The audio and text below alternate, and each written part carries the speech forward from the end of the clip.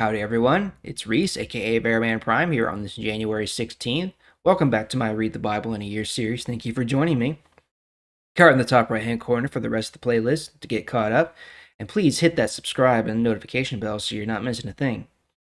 Alright, so yesterday we've wrapped up the story of Rebecca and Isaac, how those two were brought together, how Abraham's servant was sent back to the land of his father to find a wife for his son Isaac, how he met Rebecca and brought her back with him, and now they are married. So at this point, Abraham and Sarah are gone. They have passed away. They're with the Lord, and now the focus is solely on Isaac and Rebecca. And today we are going to learn about Isaac's family moving forward, in particular the twins that he has with Rebecca, Esau and Jacob. All right, so we're going to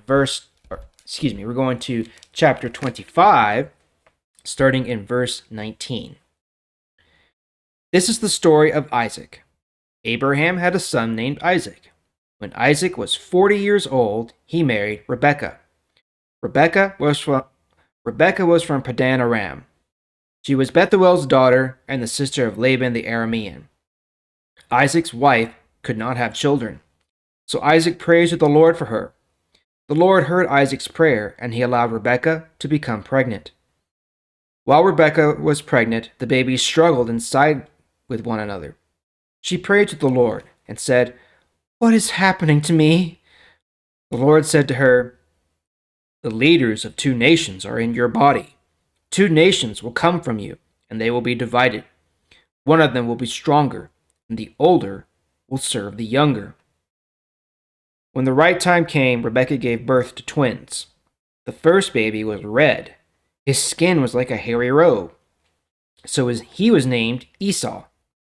When the second baby was born, he was holding tightly to Esau's heel, so that baby was named Jacob. Isaac was 60 years old when Jacob and Esau were born. The boys grew up. Esau became a skilled hunter who loved to be out in the fields. But Jacob was a quiet man who stayed at home. Isaac loved Esau. He liked to eat the animals Esau killed, but Rebekah loved Jacob. One day Esau came back from hunting. He was tired and weak from hunger. Jacob was boiling a pot of beans. So Esau said to Jacob, "I am weak with hunger. Let me have some of that red soup." That is why people call him Red. But Jacob said, "You must sell me your rights as the firstborn son." Esau said, "I am almost dead with hunger, so what good are these rights to me now?" But Jacob said, "First, promise me that you will give them to me." So Esau made an oath to him and sold his rights as the firstborn son to Jacob. Then Jacob gave Esau bread and lentil soup. Esau ate the food, had something to drink, and then left. So Esau showed that he did not care about his rights as the firstborn son. Okay, so right off the bat, we're seeing some things. First, it seems to be a recurring theme with Abraham's family how it's hard for them to get pregnant. Sarah was very old when they had children. Now Rebecca was having difficulties, but the Lord blessed her still.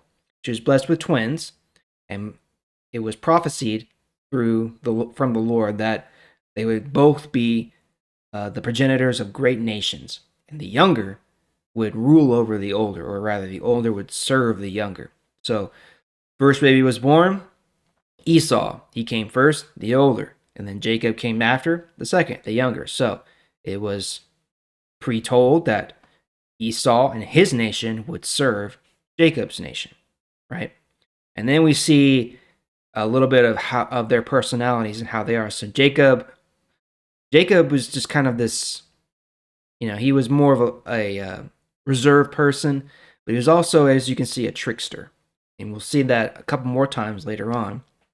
Whereas Esau was this, this manly man. He goes out and hunts and kills and does all the things. And so Isaac loved Esau. He loved Esau more than Jacob, really. If we can't really hash that out. Whereas Rebekah took more care of Jacob. And then, in a moment of weakness, Esau asked for some food, and Jacob uses this opportunity to trick him into giving up his rights as the firstborn son. Now, that's really important in this day because back then, the firstborn was essentially guaranteed to get everything the father had when they died. Now, if you remember from yesterday, how Abraham's servant said that Abraham was very wealthy. He had gold, he had silver, he had livestock, he had all these things. He was blessed by the Lord. And then it all became Isaac's.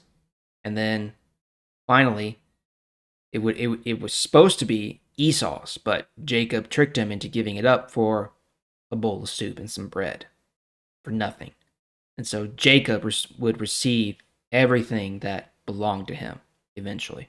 And we will see more of that later on, starting tomorrow. So thank you for joining me again. Sure do appreciate it. I'll see y'all tomorrow. Bye.